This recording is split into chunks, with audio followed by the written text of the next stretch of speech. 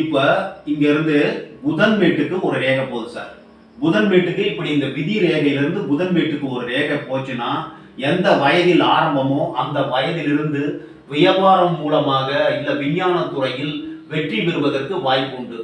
இந்த விதி ரேகையிலிருந்து சூரிய மேட்டுக்கு ஒரு ரேகை போகுதுன்னா எந்த வயதில் இந்த சூரிய ரேகை ஆரம்பிக்குதோ, விதி ரேகையில் எந்த வயதில் ஆரம்பிக்குதோ இந்த உபரேகை, அப்பொழுதிருந்து மக்கள் செல்வாக்கு மூலமாக மக்கள் மூலமாக பொது வாழ்வில் வெற்றி பெறுவதற்கு வாய்ப்பு உண்டு.